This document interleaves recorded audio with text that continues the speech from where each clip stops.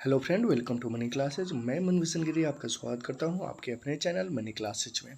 आज हम लोग पढ़ेंगे केमिस्ट्री क्लास 10th के चैप्टर 2। चैप्टर का नाम है अम्ल, क्षारक एवं लौंग। क्वेश्चन नंबर 1 में है कि कोई बिलियन लाल लिटमस को नीला कर देता है। कोई बिलियन लाल लिटमस को क्या कर देता है? नीला कर देता है। इसका पीएच संभवतः क्या होगा? इसका पीएच संभवतः क्या होगा? ऑप्शन ए में दिया है 1, ऑप्शन बी में दिया है 4, ऑप्शन सी में 5, ऑप्शन डी में 10। देखिए वीवीआई क्वेश्चन है।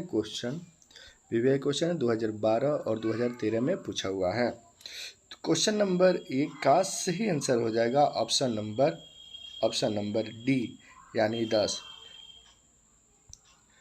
कई बिलियन लाल लिटमस को नीला कर देता है जिसका पीएच मान संभवतः होता है, उसका पीएच मान संभवतः होता है 10। ऑप्शन डी इसके सही आंसर होगा। क्वेश्चन नंबर 2 की तरफ चलें तो क्वेश्चन नंबर 2 में है एसिटिक अम्ल का तनु विलयन के बारे में कौन सा अवहेलना सत्य है? एसिटिक अम्ल का तनु विलयन के बारे में कौन सा अवहेलना सत्य है?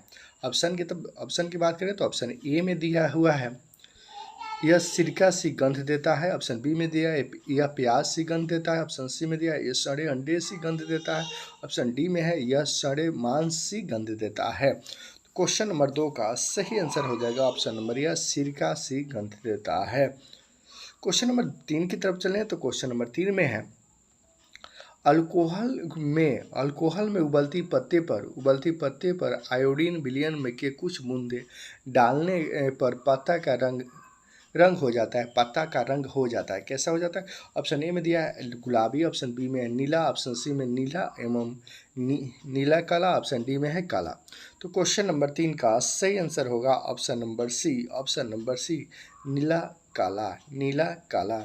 क्वेश्चन नंबर 4 की तरफ चलें तो क्वेश्चन नंबर 4 में है अपच के उपचार करने के लिए निम्न में से किस औषधि का उपयोग किया जाता है? औषधि का उपयोग होता है।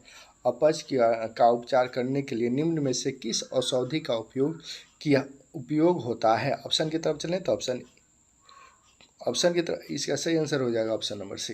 क्वेश्चन नंबर 5 में कह रहा है किसी भी उदासीन विलयन का पीएच मान होता है। किसी भी उदासीन विलयन का पीएच मान होता है तो कितना होता है? 7। ऑप्शन नंबर बी किसी भी, ये भी इंपॉर्टेंट क्वेश्चन है, 2013 और 2015 में दोनों साल पूछा हुआ है। किसी भी उदासीन विलयन का पीएच मान होता है कितना? तो 7। क्वेश्चन नंबर 6 की तरफ चलें तो क्वेश्चन नंबर 6 में है निम्नलिखित में से कौन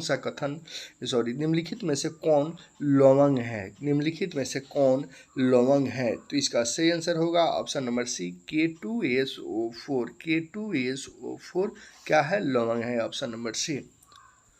क्वेश्चन नंबर 7 की तरफ चलें तो क्वेश्चन नंबर 7 में है किसी लाल ताप्त आयरन पर जलवाष्प प्रवाहित करने पर कौन सा यौगिक प्राप्त होता है? तो इसका सही आंसर होगा Fe3O4। क्वेश्चन नंबर 8 की तरफ चलें तो क्वेश्चन नंबर 8 में है हमारे शरीर में पीएच कितने पारस के बीच कार्य करता है? हमारे शरीर में पीएच कितने पारस के बीच कार्य करता है? ये भी इंपॉर्टेंट क्वेश्चन है। 2014, 2018 और 2019 में पूछा हुआ है। तो आने वाला समय आप 2023 में भी पूछ सकता है। जो भी क्वेश्चन है इंपॉर्टेंट क्वेश्चन है, तो पूरी क्वेश्चन को आप लोग देखते चलिए। नहीं आंसर देख सकते हैं तो कम से कम देखते चलिए और इसको नोट करते चलिए। अगर इसका पीडीएफ चाहिए तो मनी क्लासेस टेलीग्राम ग्रुप में जुड़िए और इसका पीडीएफ मिल जाएगा। क्वेश्चन नंबर 8 में कह रहा है हमारे शरीर में पीएच मान कितने पारस के बीच कार्य करता है? कितने पारस के बीच कार्य करते हैं? तो इसका सही आंसर होगा ऑप्शन नंबर बी 7.0 से 7.8। क्वेश्चन नंबर 9 में है बेसिंग पाउडर का अणुसूत्र क्या है? बेसिंग पाउडर का अणुसूत्र क्या है? तो बेसिंग पाउडर का अणुसूत्र होता है NaHCO3। क्वेश्चन नंबर 10 की तरफ चलें तो क्वेश्चन नंबर 10 में निम्नलिखित में विजातीय यौगिक है? निम्नलिखित में कौन विजातीय यौगिक है? तो ऑप्शन ए दिया है चूना पत्थर, ऑप्शन बी में खडिया, ऑप्शन सी में संगमरमर, ऑप्शन डी में plaster of Paris. Option number D इसका सही आंसर होगा plaster of Paris. Question number 10 का सही आंसर होगा option number D. Question number 11 की तरफ चलें तो क्वेश्चन नंबर 11 में है निम्नलिखित में से पीएच का कौन सा मान क्षारक विलयन का मान होता है? निम्नलिखित में से पीएच का कौन सा मान क्षारक विलयन का मान होता है? ऑप्शन ए में है 2, ऑप्शन बी में है 7, ऑप्शन सी में 6, ऑप्शन डी में 13। कौन सा पीएच का मान होता है? तो इसका सही आंसर होगा 13, option number D 13। Question number 11 का सही आंसर होगा option number D. Question number 12 की तरफ चलें तो क्वेश्चन नंबर 12 में है सोडियम क्लोराइड के जलीय विलयन से विद्युत धारा प्रवाहित करने पर यह वियोजित होकर सोडियम हाइड्रोक्साइड बनाता है। इस प्रक्रिया को कहते हैं क्या कहते हैं? तो क्लोर क्षारक अभिक्रिया कहते हैं। Option number A. Question number 13 में निम्नलिखित अम्लों में से कौन सा अम्ल परबल है? निम्नलिखित अम्लों में से कौन सा अम्ल परबल है? तो ऑप्शन नंबर सी सल्फ्यूरिक अम्ल। ऑप्शन नंबर सी इसका सही आंसर होगा। क्वेश्चन नंबर 14 में है निम्नलिखित में से कौन क्षारक नहीं है? निम्नलिखित में से कौन क्षारक नहीं है? तो NaCl क्षारक नहीं है, तो इसका सही आंसर हो गया option number B. Option number B इसका सही आंसर होगा।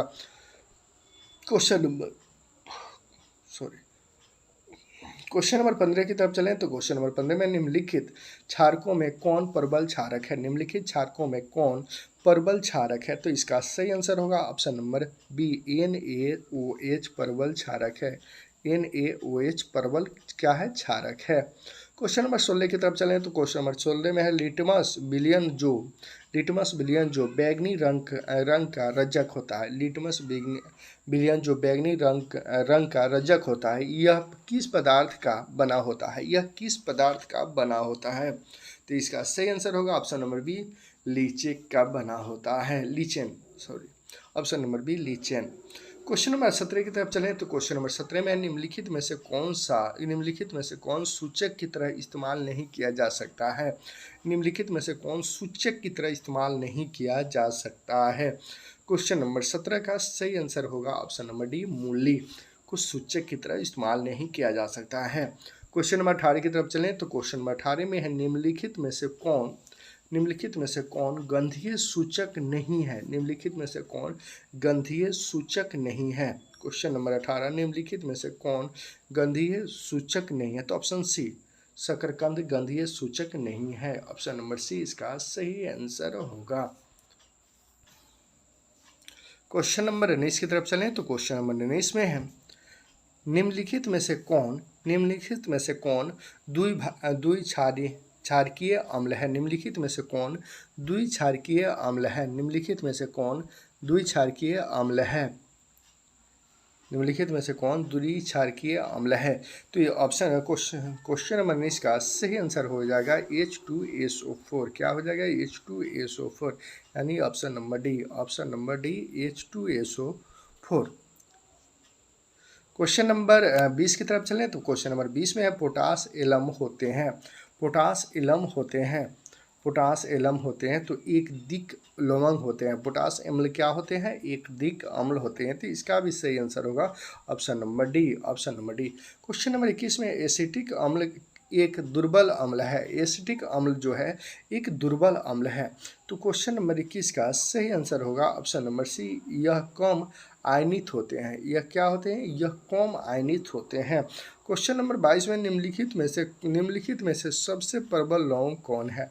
निम्नलिखित में से सबसे प्रबल लौंग क्या है? तो NaCl प्रबल लौंग है। क्या है? NaCl प्रबल लौंग है। क्वेश्चन नंबर 23 की तरफ चलें तो क्वेश्चन नंबर 23 में है दांतों को साफ करने के लिए दंतमंजन टूथपेस्ट प्राय होता है। दांतों को साफ करने के लिए दंतमंजन टूथपेस्ट प्राय होता है। क्या होता है? क्षारीय होता है, अम्लीय होता है, लौंग युक्त होता है, इनमें से कोई नहीं। क्या होता है? तो क्षारीय होता है। दांतों को साफ करने के लिए दंतमंजन या टूथपेस्ट क्या होता है? क्षारीय होता है। क्वेश्चन नंबर 24 में शुद्ध जल का पीएच मान होता है।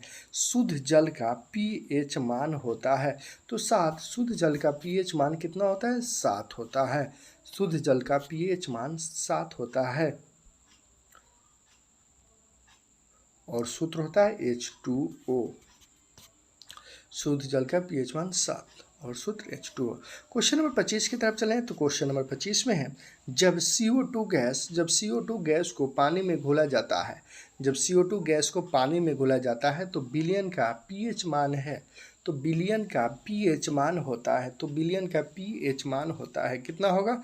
बिलियन का पीएच मान 7 से कम है। बिलियन का पीएच मान 7 से कम है तो इसका सही आंसर होगा ऑप्शन नंबर सी, 7 से कम। क्वेश्चन नंबर 26 की तरफ चलें तो क्वेश्चन नंबर 26 में है निम्न में से कौन से धातु ठंडे जल से अभिक्रिया कर धातुओं के डाइऑक्साइड बनाएंगे, धातुओं के डाइऑक्साइड बनाएंगे? तो इसका सही आंसर होगा सोडियम एवं पोटास। सोडियम एवं पोटास ऑप्शन नंबर ए इसका सही आंसर होगा, सोडियम एवं पोटास। क्वेश्चन नंबर 27 की तरफ चलें तो क्वेश्चन नंबर 27 में है निम्नलिखित में से किस बिलियन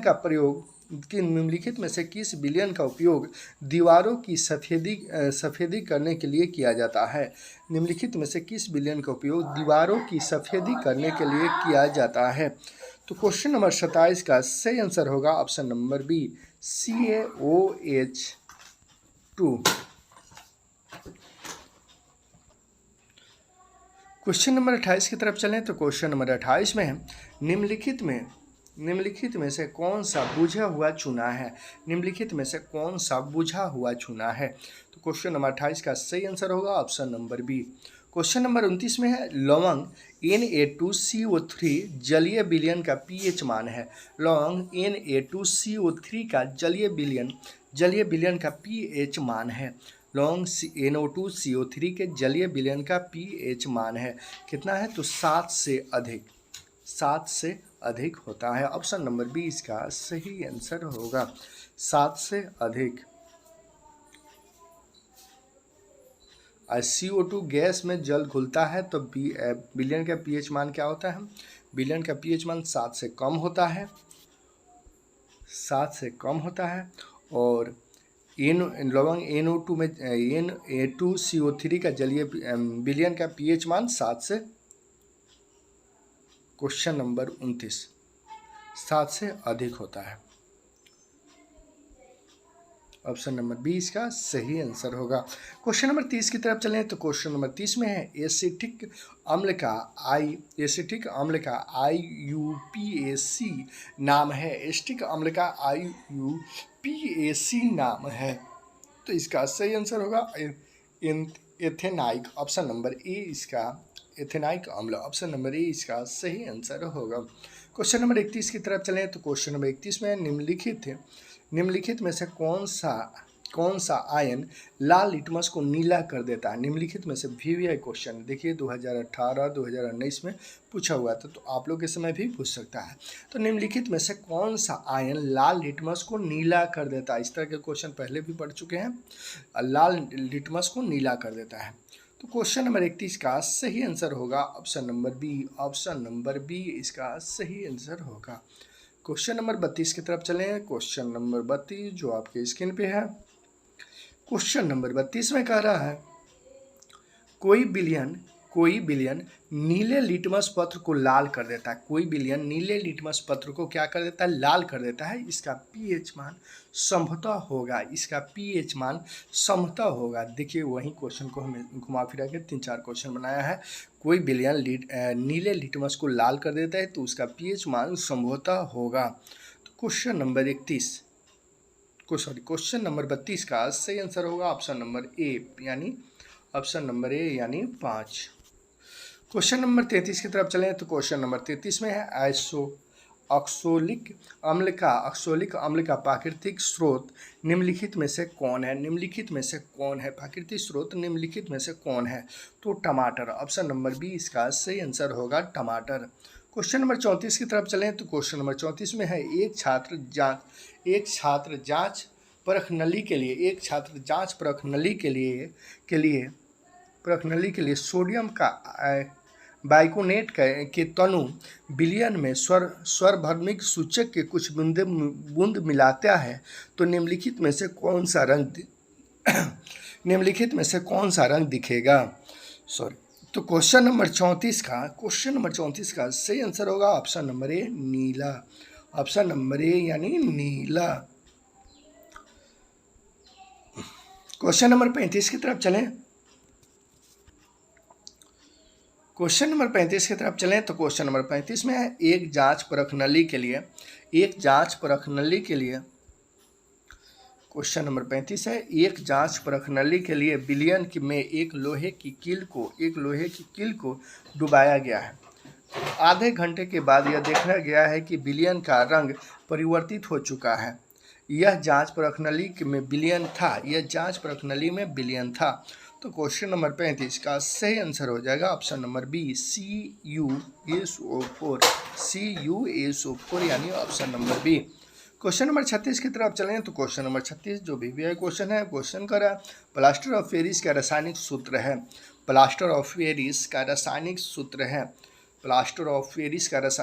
है क्या हो जाएगा? CaSO4.1/2H2O। अब इसके अनुसार ऑप्शन नंबर बी इसका सही आंसर होगा। CaSO4.1/2H2O। क्वेश्चन नंबर 37 की तरफ चलें तो क्वेश्चन नंबर 37 में है लिटमस विलयन जब ना तो अम्लीय होता है ना ही क्षारीय होता है तब यह किस रंग का होता है? ऑप्शन ए में है लाल, ऑप्शन बी में नीला, ऑप्शन सी में बैगनी, ऑप्शन डी में काला। तो क्वेश्चन नंबर 37 का सही आंसर होगा ऑप्शन नंबर सी बैगनी। ऑप्शन नंबर सी यानी बैगनी। जब लिटमस विलयन जब ना तो अम्लीय होता है ना क्षारीय होता है तब यह इसका रंग क्या होता है? बैगनी होता है। क्वेश्चन नंबर 38 की तरफ चलें तो क्वेश्चन नंबर 38 में है कुछ ऐसे पदार्थ होते हैं जिनकी गंध अम्लीय या क्षारीय माध्यम में बदल जाती है। जिन्हें कहते हैं तो इन्हें क्या कहते हैं? तो गंधकीय सूचक कहते हैं। क्वेश्चन नंबर 39 की तरफ चलें तो क्वेश्चन नंबर 39 में है सभी धातु कार्बोनेट एवं हाइड्रोकार्बोनेट अम्ल के साथ अभिक्रिया करके बनाते हैं। क्या बनाते हैं? ऑप्शन ए में है संगत लौंग, ऑप्शन बी में है कार्बन डाइऑक्साइड, ऑप्शन सी में है जल, ऑप्शन डी में इनमें से कोई नहीं। तो क्वेश्चन नंबर 39 का सही आंसर होगा ऑप्शन नंबर डी इनमें से सभी। अधिकांश क्वेश्चन में अगर मिले इनमें से सभी या ये तीनों तो वहीं 80% सही होने का चांस होता है। 100% नहीं लेकिन 80% सही होने का चांस होता है। जब आपको याद ना हो तो इस ट्रिक को उपयोग कर सकते हैं। क्वेश्चन नंबर 40 में कर सभी अम्लों में पाया जाता है। क्या पाया जाता है? Oxygen, hydrogen, calcium, nitrogen. क्या पाया जाता है? सभी अम्लों में क्या पाया जाता है? तो इसका सही आंसर होगा ऑप्शन नंबर बी हाइड्रोजन। सभी अम्लों में हाइड्रोजन पाया जाता है। क्वेश्चन नंबर 41 की तरफ चलें तो क्वेश्चन नंबर 41 में है हाइड्रोजन युक्त सभी यौगिक होते हैं। क्या होते हैं? अम्लीय, क्षारीय, दोनों इनमें से कोई नहीं। तो अम्लीय होते हैं। क्या होते हैं? अम्लीय होते हैं। हाइड्रोजन युक्त सभी यौगिक क्या होते हैं? अम्लीय होते हैं। क्वेश्चन नंबर 42 में जल में घुलनशील क्षारक के बारे में क्या सत्य है? क्या सत्य है? तो ऑप्शन ए में है इन्हें क्षार क्षार कहते हैं। ऑप्शन बी में स्वाद कड़वा होता है। ऑप्शन सी में है प्राकृतिक संरक्षण होती है। इनमें से सभी। तो क्वेश्चन नंबर 42 का सही आंसर आ गया ऑप्शन नंबर डी। देखिए यहाँ हम बताए थे ऑप्शन नंबर डी, यह बताए थे 80% सही होता है। देखिए यहाँ इनमें से सभी यही आंसर था, इनमें से सभी यही आंसर था। क्वेश्चन नंबर 43 की तरफ चलें। क्वेश्चन नंबर 43 देखिए, इसके अलावा सभी सब्जेक्ट का प्ले लिस्ट बना हुआ है और मैथ का भी A to Z question solve हुआ है। तो आप मैथमेटिक्स क्लास 10th के प्ले लिस्ट में जाकर मैथ के क्वेश्चन देखिए। और इसके अलावा सभी subject Hindi, Sanskrit, social science के पाँचों सब्जेक्ट, सोशल साइंस के पाँचों सब्जेक्ट, साइंस के तीनों सब्जेक्ट का ऑब्जेक्टिव प्लस सब्जेक्टिव वीडियो है, तो जाके एक बार प्ले लिस्ट में जरूर देखें। क्वेश्चन नंबर 43 में है पीएच में पी सूचक है। पीएच में पी सूचक है, तो ऑप्शन इसका ए सही होगा। क्वेश्चन नंबर 44 की तरफ चलें। तो क्वेश्चन नंबर 44 में है एसिटिक अम्ल का प्राकृतिक स्रोत निम्नलिखित में से कौन है। एसिटिक अम्ल का प्राकृतिक स्रोत निम्नलिखित में से कौन है। तो 44 का सही आंसर हो जाएगा ऑप्शन नंबर बी सिरका। क्वेश्चन नंबर 45 में एसिटिक अम्ल का प्राकृतिक स्रोत है। एसिटिक अम्ल का प्राकृतिक स्रोत है, तो 45 का सही आंसर होगा ऑप्शन नंबर सी संतरा नींबू। ऑप्शन नंबर सी संतरा नींबू। क्वेश्चन नंबर 46 में है टार्टेरिक अम्ल इनमें से किस में पाया जाता है। टार्टेरिक अम्ल इनमें से किस में पाया जाता है। तो 46 का सही आंसर हो जाएगा ऑप्शन नंबर बी इमली में पाया जाता है। ऑप्शन नंबर बी इमली में पाया जाता है। क्वेश्चन नंबर 47 में कह रहा है लौटिक अम्ल का प्राकृतिक स्रोत है, क्या है। तो इसका सही आंसर होगा ऑप्शन नंबर ए यानी दही। क्वेश्चन नंबर 48 में कह रहा है चींटी के डंक तथा नेटल में कौन सा अम्ल पाया जाता है। चींटी के डंक तथा नेटल के डंक में कौन सा अम्ल पाया जाता है। कौन सा अम्ल पाया जाता है। तो मेथोनाइक। ऑप्शन नंबर डी इसका सही आंसर होगा। क्वेश्चन नंबर 49 में दांतों का क्षय कब आरंभ होता है। दांतों का क्षय कब आरंभ होता है। मुंह का पीएच 5.5 से अधिक होने पर, मुंह का पीएच 5.5 से कम होने पर, मुंह का पीएच 7 होने पर, इनमें से कोई नहीं। तो क्वेश्चन नंबर 49 का सही आंसर होगा ऑप्शन नंबर बी मुंह का पीएच मान 5.5 से कम होने पर। मुंह का पीएच 5.5 से कम होने पर। क्वेश्चन नंबर 50 की तरफ चले हैं। तो क्वेश्चन नंबर 50 में हमारे पेट उदर में कौन सा अम्ल उपस्थित हमारे पेट उदर से कौन सा अम्ल उत्पन्न होता है। कौन सा अम्ल उत्पन्न होता है। तो इसका सही आंसर होगा ऑप्शन नंबर सी हाइड्रोक्लोरिक अम्ल। क्वेश्चन नंबर 51 की तरफ चलें। तो क्वेश्चन नंबर 51 में हाइड्रोक्लोरिक अम्ल एवं सोडियम हाइड्रोक्साइड के विलयन की अभिक्रिया से उत्पन्न लवण को कहते हैं। विलयन की अभिक्रिया से उत्पन्न लवण को कहते हैं, क्या कहते हैं। उत्पन्न लवण को कहते हैं तो सोडियम क्लोराइड कहते हैं। क्या कहते हैं। Sodium chloride. क्वेश्चन नंबर 52 में धोने का सोडा का रासायनिक सूत्र है। धोने के सोडा का रासायनिक सूत्र है, तो इसका सही आंसर होगा Na2CO3 10H2O। Option number A इसका सही आंसर होगा। क्वेश्चन नंबर 53 की तरफ चलें। तो क्वेश्चन नंबर 53 में है बेकिंग सोडा का रासायनिक नाम है। बेकिंग सोडा का रासायनिक नाम है। तो क्वेश्चन नंबर 53 का सही आंसर होगा option number B sodium hydrogen carbonate. Baking soda का रासायनिक नाम है sodium hydrogen carbonate. Question number 54 में है पोटेशियम का नाइट्रेट का रासायनिक सूत्र है। पोटेशियम नाइट्रेट का रासायनिक सूत्र है, तो इसका रासायनिक सूत्र होता है KNO3। तो इसके अनुसार ऑप्शन नंबर सी इसका सही आंसर होगा KNO3। क्वेश्चन नंबर 55 की तरफ चलें। तो क्वेश्चन नंबर 55 में है जल की अस्थायी कठोरता को हटाने के लिए किसका उपयोग किया जाता है। जल की अस्थायी कठोरता को हटाने के लिए किसका उपयोग किया जाता है। तो क्वेश्चन नंबर 55 का सही आंसर होगा option number B option number B धोने का सोडा। क्या हो जाएगा? धोने का सोडा। ऑप्शन नंबर बी धोने का सोडा। अब समाप्त ही होने वाला है, तो क्वेश्चन नंबर 56 कर रहा है। Question number 56,